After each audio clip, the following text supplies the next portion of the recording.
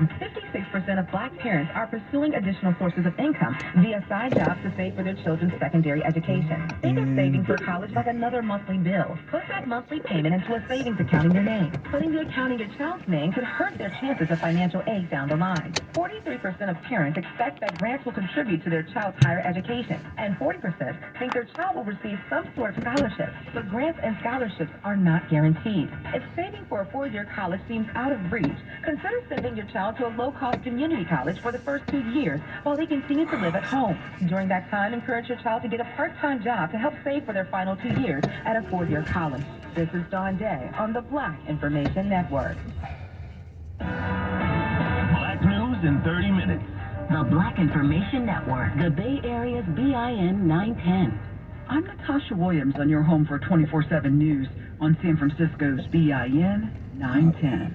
A Vallejo police officer who was fired over a controversial deadly shooting during the George Floyd riots could soon be back on the force. The Vallejo Police Union officials say Officer Jarrett Tan's termination has been overturned in arbitration, and he's been awarded full back pay. Tan shot and killed Sean Monterosa from the backseat of an unmarked police vehicle in June of 2020. Monterosa was outside a local store where looters had recently been at the time, and Tan had said he was crouching in a position and reaching for what Tan said looked like a gun in his waistband. It turned out to be a hammer. Tan's attorney had long argued the shooting was justified. Attorney for Monterosa's family said the officer's return to the force shows the complete lack of accountability for the shooting by the city of Vallejo. And the San Francisco city official has been forced to quit after offering a doom loop walking tour to show the city's not-so-pretty side. The canceled tour and the resignation has kicked off a major controversy from the mayor's office to the streets of the Tenderloin. For $30, the commissioner of the Office of Committee, Investment and Infrastructure, Alex Ludlam, offered customers a chance to get close and personal to the doom and squalor of downtown San Francisco.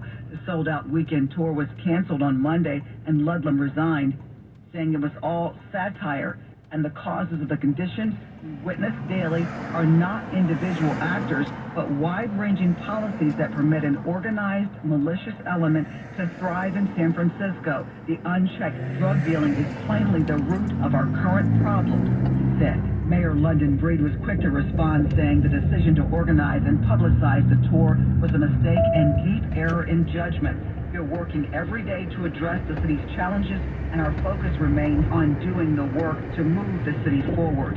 African-American Del Seymour owns a company called Tenderloin Walking Tours and was deeply offended by the plan to bash the city with a tour of all things bad in the city by the bay. We're in a very serious epidemic. We're in a very serious crisis.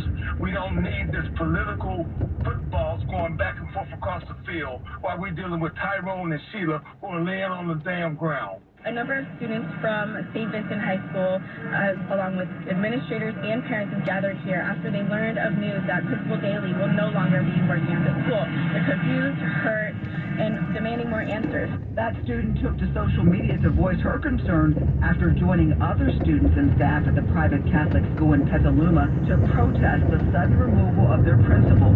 Dozens of people walked off the campus of St. Vincent de Paul High School Monday morning. The previous night, they all received an email telling them Principal Patrick Daly would no longer be working there.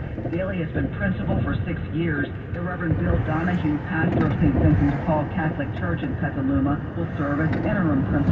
And that's a look at what's going on around the Bay Area. I'm Natasha Williams on your home for 24/7 News, San Francisco's BIN 910. For over 50 years, SEO has been an innovator in youth education, mentorship, and positive peer pressure. Tap into and support the potential of newfound greatness at SEO-USA.org. Black news from Black journalists. The Black Information Network. The Bay Area's BIN 910.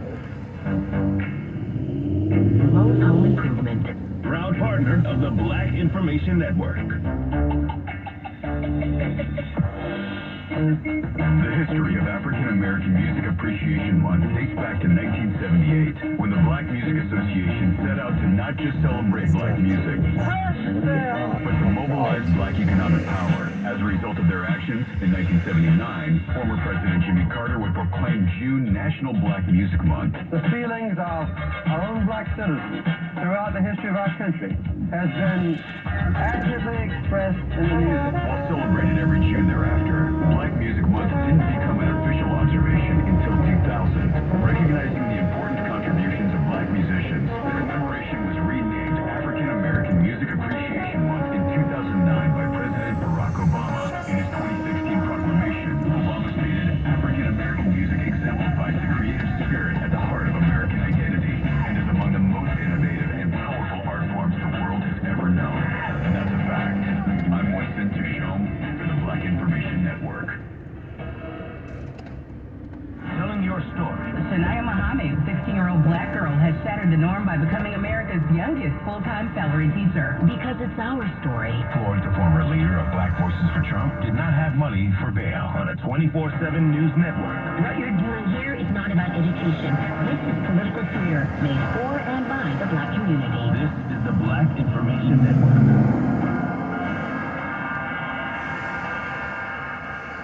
The Bay Area's BIN 910 and on the iHeartRadio app. If you can't stop thinking about owning a home, it means you can't stop imagining the future. And with Bank of America's Community Home Ownership Commitment, you can get up to $10,000 toward your down payment or 3% of the purchase price, whichever is less in select markets. So if you see yourself in a home of your own, turn that vision into reality. Visit bankofamerica.com/homeowner to learn more. What would you like the power to do? Bank of America N.A. Equal Housing Lender. Credit and collateral are subject to approval. Restrictions apply. This is not a commitment to lend. A special thank you to Geico Insurance. A proud founding partner who shares and supports the mission of the Black Information Network. Looking for ways to support your community? The United Negro College Fund is one of the nation's leading advocates for the importance of minority education and community engagement. Lend your support at umcf.org.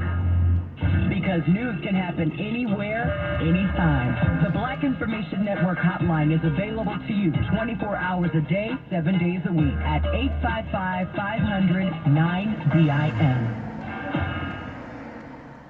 The opinions, beliefs, and viewpoints expressed in this commentary are those of the author and do not necessarily represent those of BIN and its founding partners and employees. I'm Mo Kelly on BIN with your 2-minute warning. Vivek Ramaswamy is a candidate for president, but he's not really running for president. He seems more intent on running for a Fox News TV show, but not leader of the free world. He's not interested in appealing to moderate or independent voters, or even black ones, merely being the younger and browner version of Donald Trump. Last Friday in Iowa, the day before the Jacksonville hate murders, Ramaswamy had this to say about the presence and prevalence of white supremacy in America. I'm sure approaching a railroad crossing. Somewhere in America, I've just never met it.